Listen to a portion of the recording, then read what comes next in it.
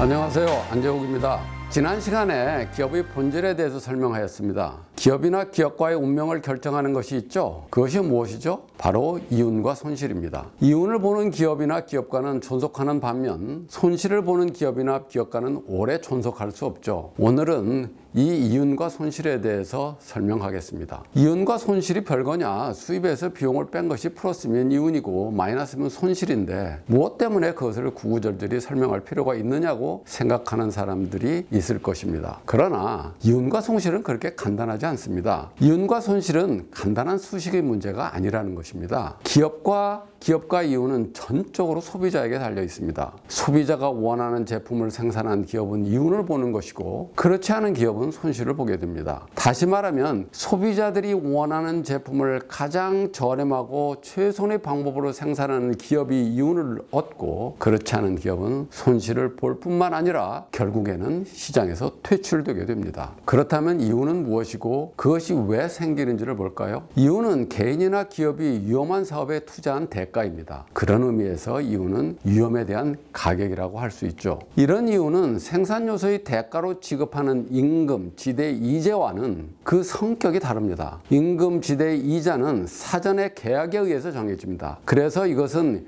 기업에게는 비용이고 각 생산 요소의 소유자에게 돌아가는 소득이 되죠. 그러나 이윤은 이 모든 비용을 치르고 남는 자녀분입니다. 그래서 임금, 지대, 그리고 이자는 개인이 계약과 약속을 지키는 한 결코 의미 될 수 없습니다. 그렇지만 이윤은 결과에 따라서 의미 될 수도 있습니다. 의미 이윤이 바로 손실인 것이죠. 그렇다면 이러한 결과는 왜 발생할까요? 그것은 바로 불확실성 때문입니다. 만약 비용보다 더 많은 수입을 내는 확실한 사업이 있다면 사람들이 그 사업에 몰려들 것입니다. 그리하여 경쟁에 의해 수입과 비용의 차이가 줄어들 것입니다. 그리고 수입이 비용보다 크다는 것이 확실하다면 새로운 기업들이 계속 진입할 것입니다. 총수입과 총비용의 차이가 사라지게 되고 이윤이 0이 될 때까지 그리할 것입니다. 이윤이 0이 되면 더 이상 새로운 기업이 진입하지 않을 것입니다. 그러나 끊임없이 변하고 미래가 불확실한 현실 세계에서는 이러한 방식으로 작동하지 않습니다. 현실 세계에서는 어떤 특정 사업에 이윤이 있을 것이라고 확실히 알 수 있는 사람은 아무도 없습니다. 뿐만 아니라 불확실한 현실 세계에서는 이윤의 존재가 널리 알려지지도 않습니다. 따라서 현실에서는 이윤이 존재하게 되고 경쟁으로 인해 이윤이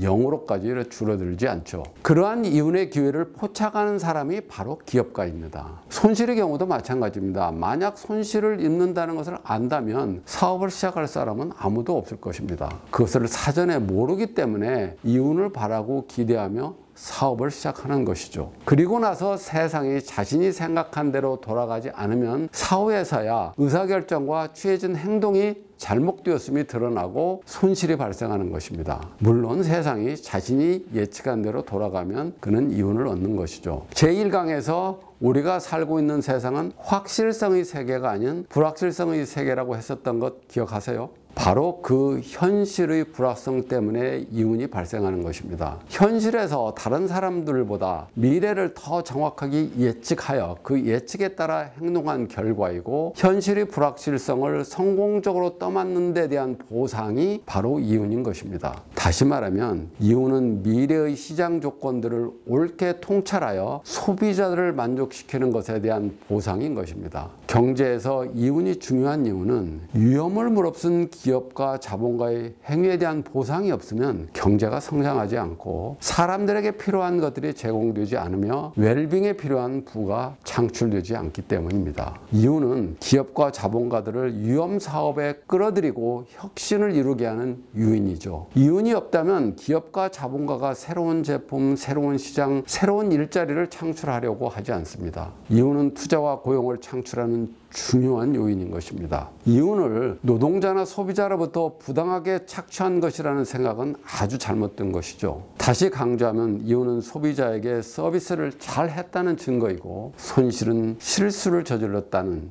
즉 소비자를 잘 만족시키지 못했다는 증거입니다. 성공한 기업가의 부는 누군가의 빈곤이 원인이 아닌 것입니다. 후진국에서 볼 수 있는 빈곤은 누군가가 부유했기 때문이 아닙니다. 그것은 그 나라의 부를 이룬 기업가가 적다는 것을 보여주는 것입니다. 부유한 기업가의 숫자가 많은 나라일수록 일반 국민들의 생활 수준이 높습니다. 우리 사회에 기업과 기업가의 이윤을 부정적으로 보는 사람들이 많습니다. 그런 부정적인 시각으로 기업과 기업가의 이윤을 제거하려는 여러 가지 조치를 취하는 경우가 많습니다. 그럴수록 경제활동은 약화되고 국민들의 생활 수준은 떨어지게 됩니다. 기업과 기업가의 이윤에 대한 올바른 시각을 가져야겠습니다. 그럼 다음에 뵙겠습니다. 고맙습니다.